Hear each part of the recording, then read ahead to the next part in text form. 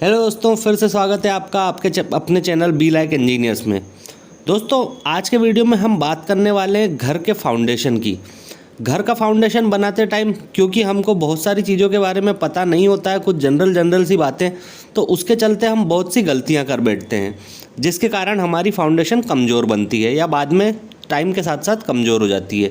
तो फ्रेंड्स, आज मैं आपको फाउंडेशन में होने वाली 5 ऐसी गलतियां बताऊंगा, या ये कह लीजिए कि 5 ऐसी इंपॉर्टेंट टिप्स दूंगा जिससे कि आप अपने घर की फाउंडेशन बनाते समय कोई गलती ना करें। तो चलिए, आपका ज़्यादा टाइम न लेते हुए सीधे वीडियो की तरफ चलते हैं। तो चलिए, सबसे पहले तो मैं आपको फाउंडेशन बनाने की प्रोसेस समझा देता हूँ कि 5 स्टेप में हमारी फाउंडेशन कंप्लीट होती है। तो कौन कौन सी वो 5 स्टेप है, सबसे पहले समझा देता हूँ। देखिए, सबसे पहले हम आपको स्क्रीन पर जिस तरह से खुदाई की हुई दिख रही है, इस तरह से हम फुटिंग के लिए गड्ढे करते हैं, यानी कि फाउंडेशन के लिए हम गड्ढे करते हैं पहले। फिर खुदाई करने के बाद हम क्या करते हैं, उन गड्ढों की अच्छे से सफाई करवा के इस तरह से स्टोन की पिचिंग या सोलिंग करवाते हैं। ठीक है, तो कहीं कहीं पे ये गिट्टी से भी करवाते हैं, कहीं पे ईंट के टुकड़ों से भी करवाते हैं, और कहीं पे बड़े वाले बैलेस से भी करवाते हैं। तो वीडियो के एंड में मैं आपको ये भी बताऊंगा, जब मैं आपको टिप्स दूंगा, कि इनमें से हमको किससे कराना चाहिए, किससे सबसे ज़्यादा बेहतर रहता है। फिर सोलिंग या पिचिंग कराने के बाद हम उस गड्ढे में पीसीसी करवाते हैं, यानी कि प्लेन सीमेंट कंक्रीट करवाते हैं। पीसीसी के बाद हम उस गड्ढे में फुटिंग मैश रखते हैं, यानी कि ये जो जाल आपको नज़र आ रहा है, ये वाला, इसको हम रखते हैं नीचे उसके ऊपर। उसके बाद हम फुटिंग मैश के ऊपर, यानी कि उस जाल के ऊपर कॉलम को खड़ा करते हैं, और जो उसके सारे जो फीट होते हैं कॉलम के नीचे से, ठीक है, जो बेंड लगा रखे हैं हमने एल शेप में, उनको हम बांध देते हैं जाल पे। उसके बाद शटरिंग लगा के हम फुटिंग में कंक्रीट से उसको फिल कर देते हैं और फिनिश करवा देते हैं। इस तरह से 5 स्टेप में हमारा फुटिंग वर्क या फाउंडेशन वर्क कंप्लीट होता है। आइए, अब आपको मैं कुछ इंपॉर्टेंट टिप देता हूँ जो फाउंडेशन के लिए आपको काम आएगी। तो देखिए, अगर आप सिर्फ ग्राउंड फ्लोर बनाना चाहते हैं तब तक तो बात ठीक है, लेकिन अगर आप ये सोच रहे हैं कि अभी तो मैं ग्राउंड फ्लोर बना लेता हूँ या G+1 बना लेता हूँ, और बाद में 4 साल या 5 साल या जब भी ज़रूरत पड़ेगी तो मैं उस घर के ऊपर और 1-2 फ्लोर बना लूँगा ज़रूरत के अनुसार, तो अगर आप ऐसा सोच के घर बना रहे हैं तो आपको फाउंडेशन की गहराई भी उसी हिसाब से देनी चाहिए। होता क्या है कि लोग एक ग्राउंड फ्लोर के हिसाब से फाउंडेशन की गहराई दे देते हैं, और बाद में उस पर पता चला 2 फ्लोर और बना दिया, तो उसका वेट आने से, उसका लोड आने से आपकी जो फाउंडेशन होती है वो कमज़ोर हो जाती है। इसलिए जब भी आप अपने आर्किटेक्ट या सिविल इंजीनियर से अपने घर की स्ट्रक्चरल ड्राइंग बनवाने को बोलेंगे, ठीक है, जिसमें आपकी फाउंडेशन का सरिया, कॉलम साइज़ वगैरह, फुटिंग का साइज़ सब कुछ देते हैं वो, तो जब आप ये बनवाएंगे तो उनसे ये कह के आपको बनवाना है कि मैं फ्यूचर में हो सकता है कि इस पर और भी फ्लोर बनाऊंगा, तो वो आपकी फाउंडेशन को उस हिसाब से डिज़ाइन करेंगे। ये नहीं कि ग्राउंड फ्लोर की फाउंडेशन बनवा ली और बाद में उस पर 2 फ्लोर और चढ़ा दिए, तो ऐसी गलती आपको बिल्कुल नहीं करना है।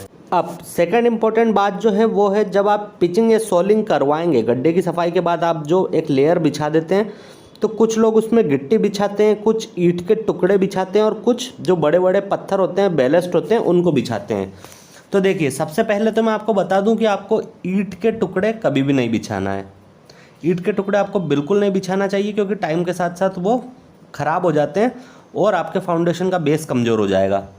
तो सवाल आता है कि बिछाना क्या है। तो देखिए, जो बैलेस्ट होते हैं, जो बड़े वाले पत्थर होते हैं या बड़ी वाली जो गिट्टी होती है, ठीक है, आप उनको बिछाइए। जैसे आपको इस फोटो में नज़र आ रहा है, आप इसको बिछाइए, बिल्कुल आपके लिए परफेक्ट रहेगा। अगर ये वाला बैलेस्ट आपके पास अवेलेबल नहीं हो पा रहा है, वैसे तो ऐसा कहीं होता नहीं है, अगर अवेलेबल नहीं हो पा रहा है तो आप गिट्टी बिछा सकते हैं, लेकिन ईंट की तरफ आपको कभी नहीं जाना है। इसके बाद इसमें हमको करना होती है पीसीसी, यानी कि प्लेन सीमेंट कंक्रीट। तो देखिए, पीसीसी में आपको 2 चीज़ें याद रखना है। सबसे पहली कि पीसीसी 4 इंच यानी कि 10 सेंटीमीटर, है ना, 4 इंच से कम बिल्कुल नहीं होना चाहिए, उसकी थिकनेस 4 इंच होना चाहिए। दूसरी बात, जो पीसीसी का ग्रेड रहेगा वो M10 होना चाहिए आपका, यानी कि M10 का जो रेशो होता है वो होता है 1:3:6, जिसमें 1 होता है सीमेंट, 3 होता है सैंड और 6 होता है एग्रीगेट। तो ये रेशो आपको पीसीसी का लेके चलना है। फिर देखिए, जब हम कॉलम को जाल पे रखते हैं उसमें आपको क्या क्या ध्यान रखना है। तो सबसे पहली बात तो जितनी कोशिश हो सके, ठीक है, जितना हो सके कॉलम हमेशा जाल के सेंटर में होना चाहिए, सेंटर से इधर उधर नहीं होना चाहिए। दूसरी बात, जो कॉलम के ये जो बेंड होते हैं नीचे की तरफ, इनकी जो लंबाई होती है कम से कम 1 फीट होना चाहिए, ठीक है। इससे कम आपको इसकी लंबाई नहीं रखना है। और वो डबल बाइंडिंग वायर से, ठीक है, जैसे आप बांधते हैं ना, जब नीचे वाले जाल से कॉलम के बेंड को बांधेंगे तो वो डबल बाइंडिंग वायर से बंधा होना चाहिए। फिर जब आप इसकी कास्टिंग करेंगे तो आपकी शटरिंग बराबर से टाइट लगी होना चाहिए। ऐसे नहीं कि जैसे आपने कंक्रीट डाली और शटरिंग फैल गई। शटरिंग बराबर से प्रॉपर लगी होनी चाहिए। कंक्रीट में आपको वाइब्रेटर ज़रूर यूज़ करना है, ठीक है। वाइब्रेटर होता है ना जिससे कॉम्पैक्ट करते हैं कंक्रीट को, वो ज़रूर यूज़ करना है। उसके बिना आपको बिल्कुल भी फाउंडेशन का काम नहीं करना है। दूसरा, जो कंक्रीट में कंक्रीट की मतलब फुटिंग में कंक्रीट की ग्रेड यूज़ होगी, वो ग्रेड होगी मिनिमम M20, जिसका रेशो होता है 1, 1.5, 3, जहाँ पे 1 है सीमेंट, 1.5 पार्ट है सैंड और 3 है एग्रीगेट। तो दोस्तों, अब मैं ये उम्मीद करता हूँ कि इस वीडियो के बाद आपके फाउंडेशन कंस्ट्रक्शन के जो बेसिक 5 गलतियाँ जो सबसे ज़्यादा होती है, वो डाउट तो अब आपका क्लियर हो गया होगा। अब अगर आप अपने घर की फाउंडेशन का काम करवा रहे हैं तो आप ये गलती नहीं करेंगे, ये मैं उम्मीद करता हूँ। और ये भी उम्मीद करता हूँ कि वीडियो आपको पसंद आई होगी।